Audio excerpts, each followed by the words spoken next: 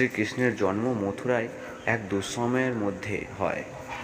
তার জন্মকথা কৃষ্ণ জন্মাষ্টমী নামে উদযাপিত হয়। শ্রীকৃষ্ণ ছিলেন দেবকী ও বাসুদেবের সন্তান। তার মামা মথুরায় নিষ্ঠুর রাজা কংস কৃষ্ণকে হত্যা করতে চেয়েছিল, কারণ এক ভবিষ্যৎবাণী অনুসারে কৃষ্ণই কংসকে হত্যা করিবেন। কৃষ্ণের জন্মের পরই তাকে গোকুলে পালিত পিতা নন্দ ও মা যশোদার কাছে নিয়ে যাওয়া হয়। সেখানে তিনি তার শৈশব কাটান। শৈশব থেকেই কৃষ্ণ ছিলেন বীরত্বের প্রতীক। গোকুলবাসীর রক্ষার্থে তিনি অসুরদের বিরুদ্ধে লড়াই করেন এবং কালিয়া নাগকে পরাজিত করেন।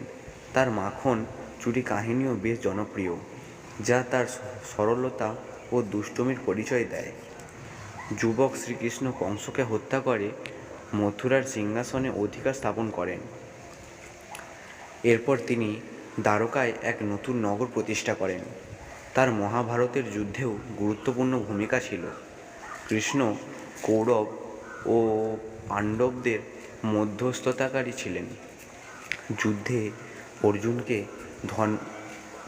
অর্জুনকে ধর্ম ও কর্মের উপদেশ দিয়ে তিনি ভগবদ্গীতা প্রচার করেন, যা আজও মানুষের জীবনের দিশা দেখায়।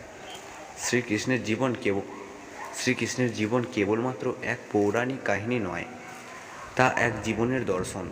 তার জীবনের বিভিন্ন ঘটনা প্রেম, ভক্তি, ধর্ম এবং মানবতার উদাহরণ। তার বন্ধুতা, প্রেম এবং যুদ্ধনীতি জীবনে নানা ক্ষেত্রের শিক্ষা দেয়। শ্রীকৃষ্ণ আজও ভক্তদের হৃদয়ে জীবন্ত।